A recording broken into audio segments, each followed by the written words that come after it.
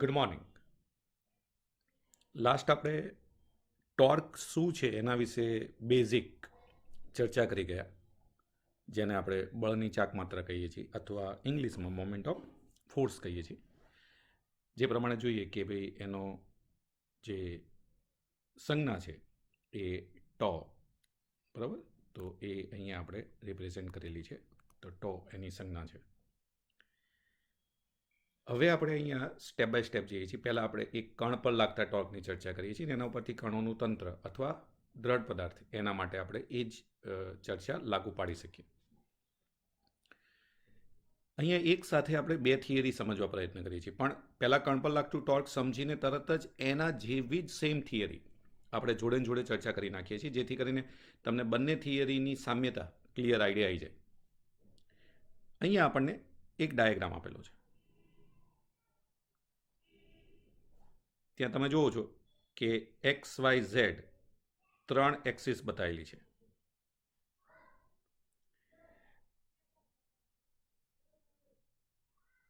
એક પી કણ ગ્રીન ટપકાથી આપણે રિપ્રેઝેન્ટ કરેલું છે. પી કણનો ઉગમ બિંદુ ઓની સાપેક્ષે સ્થાન સદિશ આર આપેલો છે. બીજું તમે જુઓ છો પી કણ પર એક બળ એફ લાગે છે, જેને આપણે કથ્થાઈ તીરથી રિપ્રેઝેન્ટ કરેલો છે. અને ત્યાં તમે ખાસ જુઓ છો કે આ જે છે એ સ્થાન સદિશ આરનો વેક્ટર રિપ્રેઝેન્ટ કરે છે, તીર, અને આ જે છે એ એફને રિપ્રેઝેન્ટ કરે છે. તમે જોઈ શકો છો કે એફ અને આર વચ્ચેનો ખૂણો થીટા છે. બીજું, એફને આપણે જો લંબાઈએ તો ડોટેડ લાઇનથી તમે જુઓ છો પાછળ આપણે એને લંબાઈ દીધો, અને ઓમાંથી એક લંબ દોર્યો.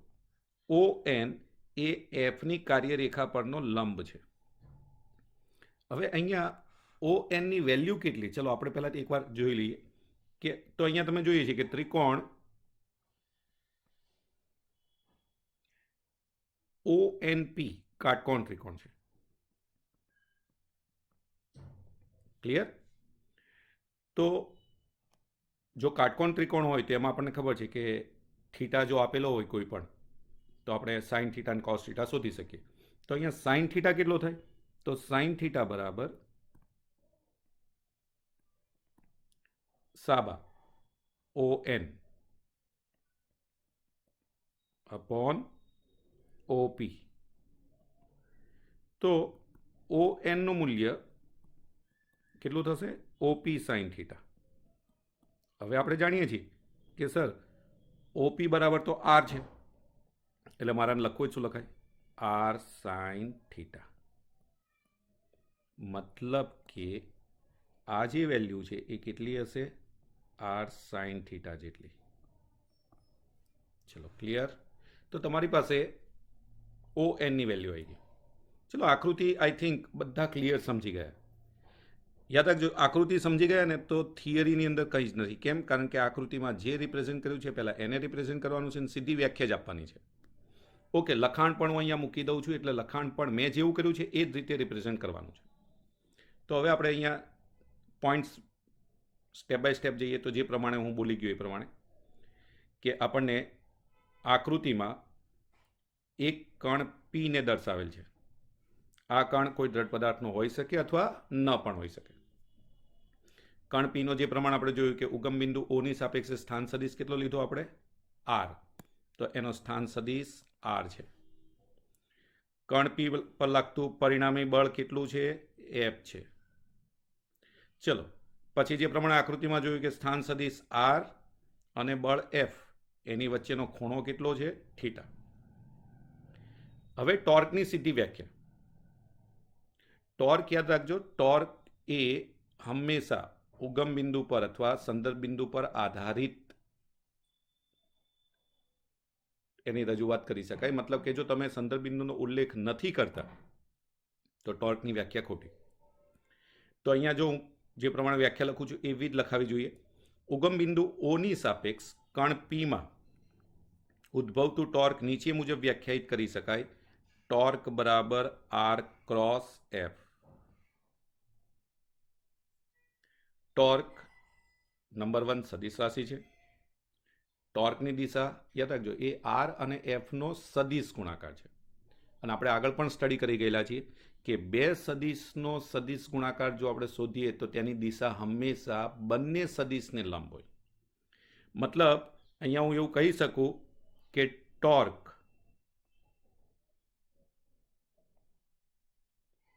એ આરને લંબ છે અને ટોર્ક એ એફને લંબ છે.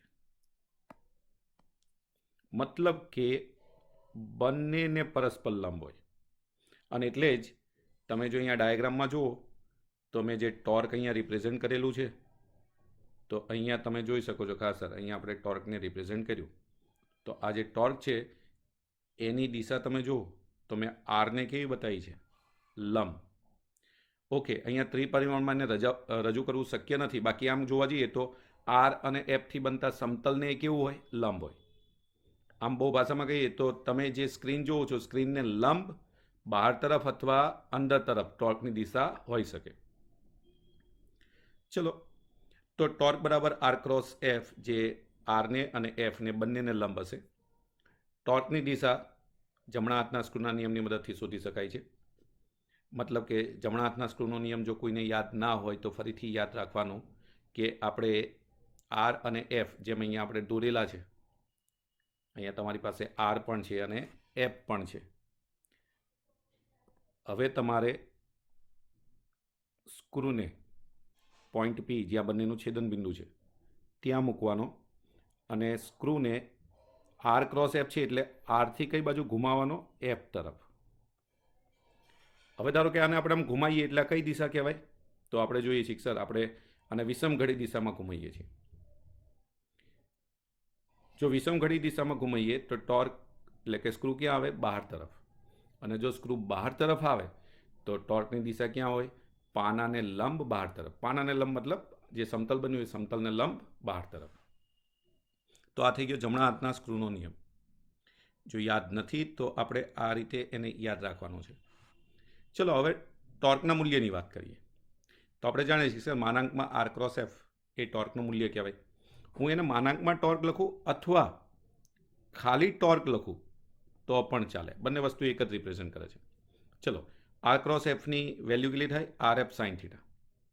મારે એને લખવું હોય તો F into R sine theta લખી શકાય. અથવા આને આ રીતે પણ લખી શકાય, R into F sine theta. પણ આપણે આનો ઉપયોગ ક્યાંય કરતા જ નથી. આપણે મોટાભાગે F into R sine theta કરીએ છીએ. હવે આકૃતિ પ્રમાણે જેમ મેં આગળ તમને સમજાવી દીધું એકવાર કે ત્રિકોણ ONPમાં સાઇન થીટા બરાબર શું થાય? ON upon OP. તો ON બરાબર શું લખી શકાય? OP sine theta. તો એના પરથી ON બરાબર આપણને શું મળશે? R sine theta. ચલો, તો એફ ઇન્ટુ શું લખી શકીએ? ON. હવે આપણે ON જોયું કે ON એક્ઝેક્ટલી શું હતું? તો ઉગમ બિંદુથી બળની કાર્યરેખા સુધીનું લંબ અંતર. એટલે બળની કાર્યરેખાનું ઓથી શું હતું? લંબ અંતર. એટલે બળનું મૂલ્ય એ એફ થયું અને આર સાઇન થીટા બરાબર ON બરાબર લંબ અંતર થયું. એટલે બળ ગુણ્યા લંબ અંતર. આનું ટોર્કનું સૂત્ર સિમ્પલ શું આવ્યું? બળ ગુણ્યા લંબ અંતર. યાદ રાખજો, બળ ગુણ્યા લંબ અંતર એટલે કે કોઈ પણ રાશિને લંબ અંતર વડે જ્યારે ગુણાકાર કરીએ તો નોર્મલી એને ચાક માત્રાથી રજૂ કરી શકાય. એટલે આજે આ રીતે જે વ્યાખ્યાયિત કર્યું એને જ બળની શું કહેવાય છે? ચાક માત્રા. તો ટોર્ક બરાબર બળની ચાક માત્રા, આવું લખી શકાય. ટોર્કનું પારિમાણિક સૂત્ર તો આપણે જોયું કે સર, એક એફ છે અને બીજું અંતર છે. તો એફનું પારિમાણિક સૂત્ર અને અંતરનું પારિમાણિક સૂત્ર આમ જોવા જઈએ તો એફ ઇન્ટુ ડી જેવું થયું. મતલબ કે ટોર્કનું પારિમાણિક સૂત્ર m1L2T - 2a. આમ જોવા જઈએ તો કાર્ય, ઉર્જા એને કેવું છે? સમકક્ષ છે. તો તમે એને સમકક્ષ કાઉન્ટ કરી શકો. ચલો,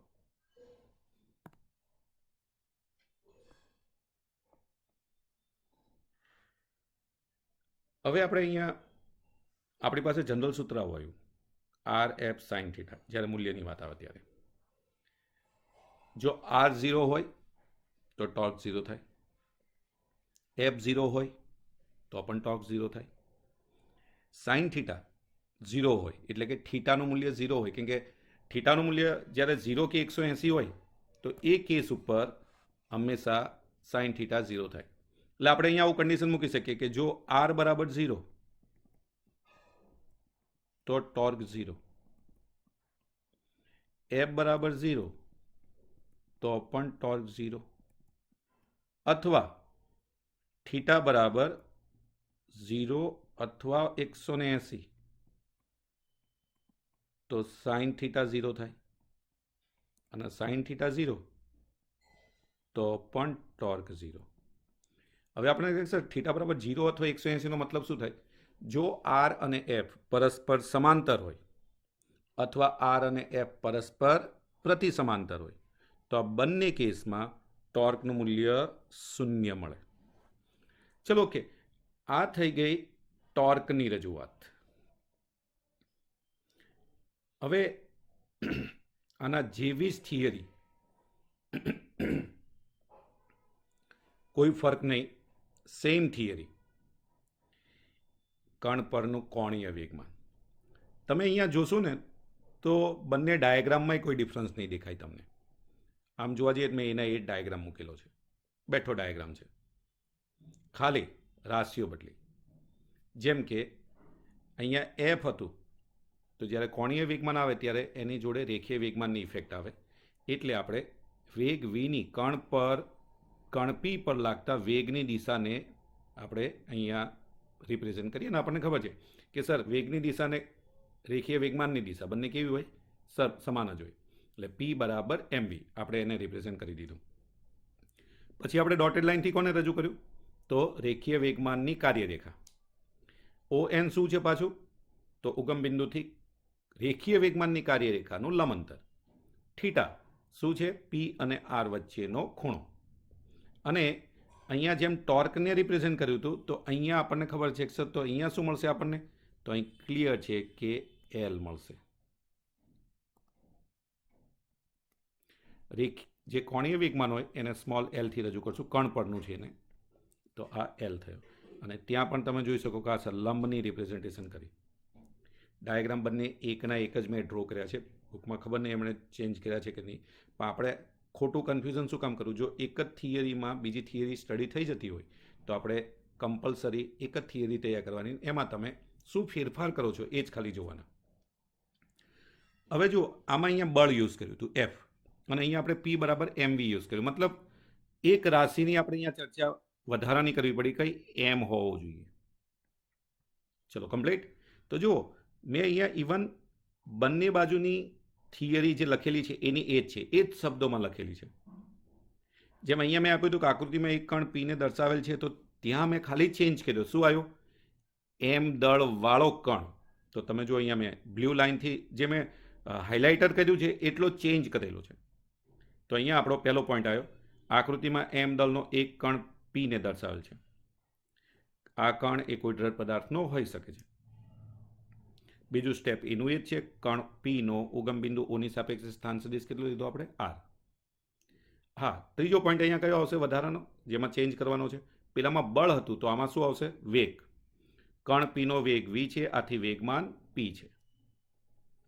સ્થાન સદિશ આર અને વેગમાન પી વચ્ચેનો કોણ થીટા છે. વ્યાખ્યા એની એ જ, ઉગમ બિંદુ ઓની સાપેક્ષ કણ પીમાં ઉદ્ભવતું કોણીય વેગમાન નીચે મુજબ વ્યાખ્યાયિત કરી શકાય. તો સૂત્ર આપણું અહીંયા નવું આવ્યું, એલ બરાબર આર ક્રોસ પી. ચલો ક્લિયર બધા? અગેન એલ એ સદિશ રાશિ છે, એલની દિશા એ આર અને પી બંનેને લંબ હોય. મતલબ આપણે અહીંયા કાઉન્ટ કરી શકીએ કે sir L perpendicular to R અને એલ પરપેન્ડિક્યુલર ટુ પી.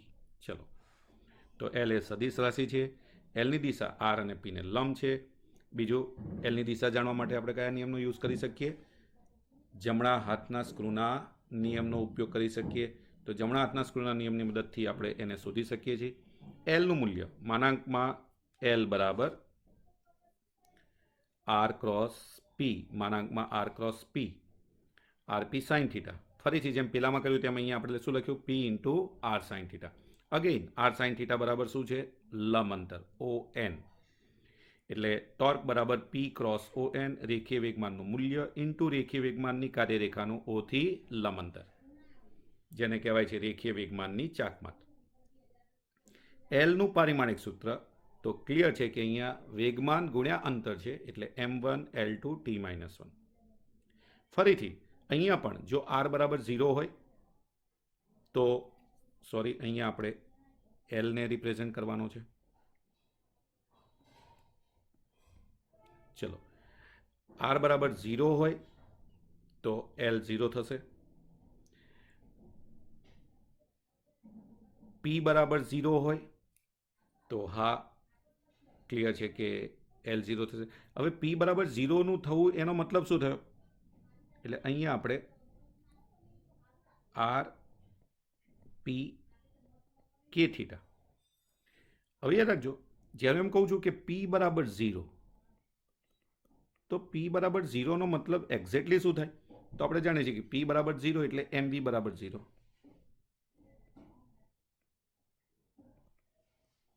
અને mv બરાબર 0 એટલે v બરાબર 0. એટલે કે જ્યારે એનો વેગ 0 હોય ત્યારે એનું કોણીય વેગમાન 0 થાય. થીટા 0 હોવું હવે આપણે ક્લિયર થઈ ગયા કે જો આર અને પી એક જ દિશામાં હોય તો આર અને પી પરસ્પર વિરુદ્ધ દિશામાં હોય તો એ કેસની અંદર આપણને એલ 0 મળશે. ચલો ક્લિયર. મેં એકચ્યુઅલી બંનેનું કોપી પેસ્ટ કરેલું છે, એટલે આપણને અમુક ધારો કે ક્યાંય ચેન્જીસ ન દેખાતા હોય તો તમારે રિલેટેડ ચેન્જીસ ત્યાં જોઈ લેવાના છે. ચલો ઓકે. તો ઓવરઓલ બંને થિયરી જો આપણે જોવા જઈએ તો બંને થિયરી એક જેવી દેખાય છે. એનો મતલબ થયો કે જો એક થિયરી આવડી જાય તમને તો તમે સહેલાઈથી બીજી થિયરીને રિપ્રેઝેન્ટ કરી શકો છો. ચલો કમ્પ્લીટ. તો બંને થિયરી હા આવડે એવી છે અને કમ્પેરેટિવ સહેલી છે. ચલો ક્લિયર. હવે આપણે એક નેક્સ્ટ થિયરીની રિપ્રેઝેન્ટેશન કરી દઈએ, કોણીય વેગમાન અને ટોર્ક વચ્ચેનો સંબંધ. ચલો પહેલાં તો આપણે જોઈએ કે આગળ આપણે સ્ટડી કરી કે ભાઈ ઉગમ બિંદુને સાપેક્ષ કણ પરનું કોણીય વેગમાન કેટલું છે, તો આપણી પાસે સૂત્ર આવી ગયું એલ બરાબર આર ક્રોસ પી. હવે આપણે બંને બાજુ ટીની સાપેક્ષે વિકલન કરતા તો ડી બાય ડીટી એલ બરાબર D by D T R cross P આવું લખી શકાય. આપણે જાણીએ છીએ કે જ્યારે ગુણાકારની અંદર બે રાશિ હોય તો નિયમ આવો છે એમાં આપણી પાસે કે ડી બાય ડીટી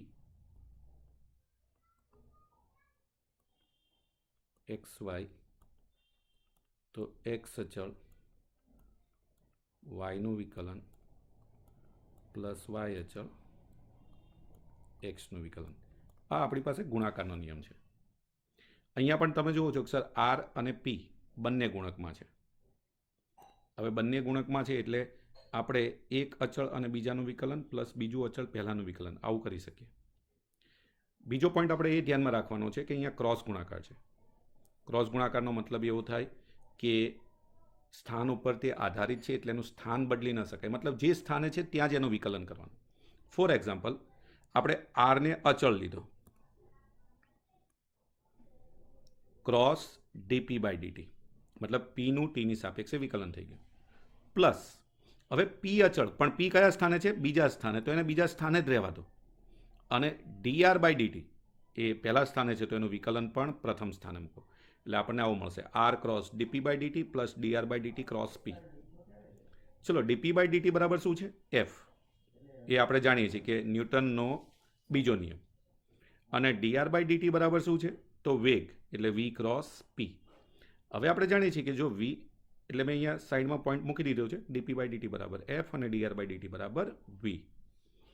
હવે અહીંયા વી ક્રોસ પી આપણે બધા જાણીએ છીએ કે સર આને મારે લખવું હોય ને તો આવું પણ લખી શકાય વી ક્રોસ એમવી. એકચ્યુઅલી પી બરાબર એમવી લઈ શકાય, અને જો પી બરાબર એમવી લઉં છું તો આ એકચ્યુઅલી એમ અચળ છે અને તમે બહાર લઈ શકો, વી ક્રોસ વી થાય.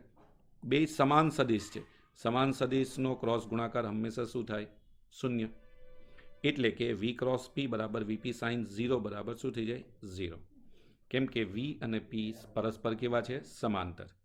તો હવે આપણી પાસે શું વધ્યું? dl બાય dt બરાબર આર ક્રોસ એફ. અને આર ક્રોસ એફ બરાબર આગળ જ આપણે વ્યાખ્યા જોઈ ગયા કે સર આર ક્રોસ એફ બરાબર તો ટોર્ક છે. મતલબ કે કણના કોણીય વેગમાનના ફેરફારનો સમય દર તેના પર લાગતા ટોર્ક જેટલો હોય છે.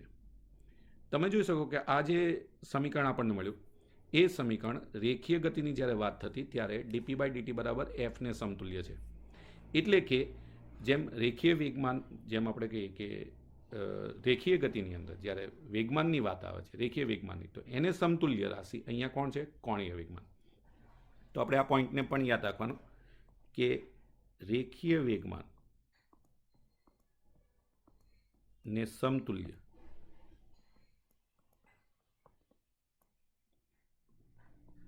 કોણીય વેગમાન છે.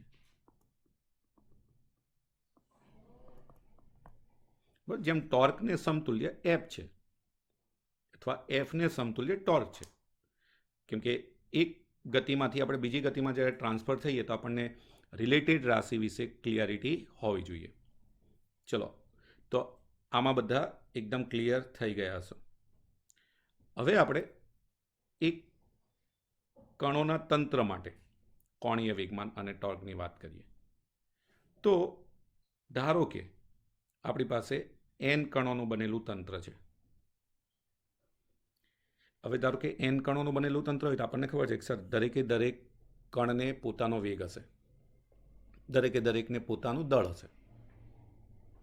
હવે પોતાનું દળ હશે ને પોતાનો વેગ હશે એટલે દરેકે દરેકને પોતાનું વેગમાન હશે.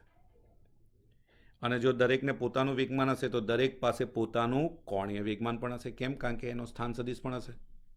એટલે અહીં આપણે ડાયરેક્ટ લઈએ છીએ કે જો n કણોના બનેલા તંત્રના પ્રત્યેક કણના કોણીય વેગમાનો, તો આપણે ધારી લીધા કે ધારો કે પહેલા કણનું કોણીય વેગમાન L1 છે, બીજા કણનું L2 છે, ત્રીજાનું L3 છે, ડેશ ડેશ એનમાં કણનું શું છે? Ln. તો કુલ કોણીય વેગમાન શું થાય? તો બધા કોણીય વેગમાનનો સદિશ સરવાળો. જેમ પેલામાં આપણે p બરાબર p1 plus p2 plus p3 plus plus plus લખી શકીએ, એમ આની અંદર આપણે L, જેને કેપિટલ L થી રિપ્રેઝેન્ટ કરશું, કેપિટલ L બરાબર L1 plus L2 plus plus plus Ln લખી શકાય. આને આપણે લખવું હોય તો સિગ્મા Li, સિગ્માના ફોર્મમાં પણ રિપ્રેઝેન્ટ કરી શકાય. જ્યાં Li એ આઈમાં કણનું કોણીય વેગમાન છે. ક્લિયર છે કે આપણે L બરાબર R ક્રોસ P જો લખતા હોય તો Li બરાબર શું લખાય? Ri cross Pi. Ri આઈમાં કણનો ઉગમ બિંદુને સાપેક્ષ સ્થાન સદિશ. Pi આપણે જાણીએ કે સર Pi બરાબર MI Vi, આઈમાં કણનું રેખીય વેગમાન. મતલબ કે આપણી પાસે L બરાબર સિગ્મા Li બરાબર સિગ્મા Ri ક્રોસ Pi આવું થઈ ગયું. હવે આ સમીકરણનું બંને બાજુ ટીની સાપેક્ષે વિકલન કરતા એટલે આપણને મળશે dl બાય dt બરાબર d by dt sigma Li, એટલે સિગ્મા dli બાય dt. અને આપણને ખબર છે કેમ કે હંમેશા ડેરિવેશન અંદર જતું રહે, તો સિગ્મા dli બાય dt બરાબર શું લખી શકાય? સિગ્મા ટાઉ આઈ. જ્યાં સિગ્મા ટાઉ આઈની જગ્યાએ તમે આવું પણ એને રિપ્રેઝેન્ટ કરી શકો. આનો મતલબ શું થાય? Torque 1 plus torque 2 plus plus torque n. જ્યાં ટોર્ક આઈ એ Ri ક્રોસ Fi, એટલે કે આઈમાં કણ પર લાગતું ટોર્ક છે. ચલો, Ri ક્રોસ Fiમાં Fi શું છે? તો આઈમાં કણ પર લાગતું બળ. હવે બળ બે પ્રકારના હોય એવું આપણે આગળ સ્ટડી કરી ગયા. એક હતું બાહ્ય બળ અને બીજું હતું આંતરિક બળ. એટલે હું આને જો બે ભાગમાં વિભાજિત કરું તો એક થાય Fi એક્સટર્નલ અને Fi ઇન્ટરનલ. મતલબ કે ટોર્ક પણ બે ભાગોમાં વહેંચાય, torque external plus torque internal. એટલે ટોર્કને મારે રિપ્રેઝેન્ટ કરવું હોય તો આ રીતે લખી શકાય, torque external plus torque internal. Torque external બરાબર શું લખાય? તો ત્યાં ક્લિયર છે કે Ri તો સેમ જ રહેશે, પણ Fi કયું આવશે? બાહ્ય બળ. એટલે ટોર્ક એક્સટર્નલ બરાબર Ri ક્રોસ Fi એક્સટર્નલ અને ટોર્ક ઇન્ટરનલ બરાબર Ri ક્રોસ Fi ઇન્ટરનલ. ચલો, તો આ આપણી પાસે બંને ટોર્ક કાઉન્ટ થયા. હવે જ્યારે આની રિપ્રેઝન્ટેશન થાય છે ત્યારે આપણે એક વસ્તુ ખાસ ધ્યાનમાં લેવી કે જ્યારે આપણે દ્રઢ પદાર્થની વાત કરીએ તો દ્રઢ પદાર્થની અંદર કણો કણો વચ્ચેનું અંતર બદલાતું નથી, આવું આપણે ધારીને ચાલીએ છીએ. આનો મતલબ એવો થઈ ગયો કે દ્રઢ પદાર્થની અંદર એક કણ બીજા કણ ઉપર જેટલું બળ લગાડે એટલું જ બીજું કણ પહેલા કણ પર બળ લગાડે છે, અને બંને કણો પરના બળોનું પરિણામી બળ હંમેશા શૂન્ય હોય છે. એનો મતલબ થયો કે અહીંયા દ્રઢ પદાર્થ માટે જો આની વાત કરીએ છીએ તો ટોર્ક ઇન્ટરનલ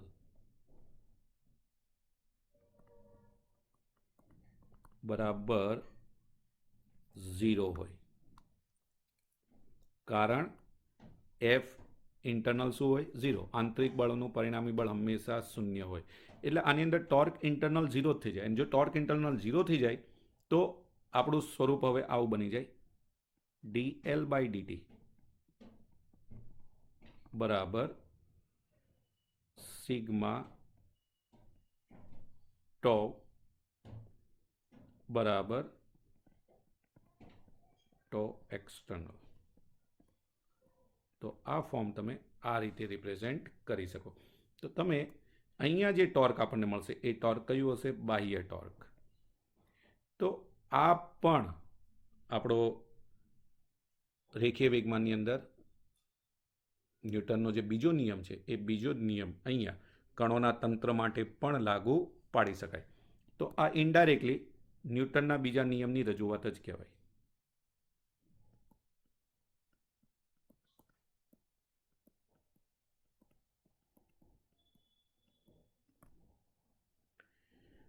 તો ક્લિયર છે કે અહીંયા આપણે કાઉન્ટ કરીએ તો કોણીય વેગમાન અને ટોર્ક વચ્ચેનો સંબંધ એક એ થિયરી છે, અને બીજી કણોના તંત્ર માટે કોણીય વેગમાન અને ટોર્ક એના રિલેટેડ આપણે અહીંયા ચર્ચા કરેલી છે. તો ટોટલ આપણી પાસે 4 થિયરી છે આની અંદર. ચાર થિયરીને શાંતિથી સમજી લેવાની છે, અને આ બંનેનું હું તમને PDF સેન્ડ કરીશ, તો એ પ્રમાણે એમાંથી તમારે રાઇટઅપ લઈ લેવાનું છે. Thank you.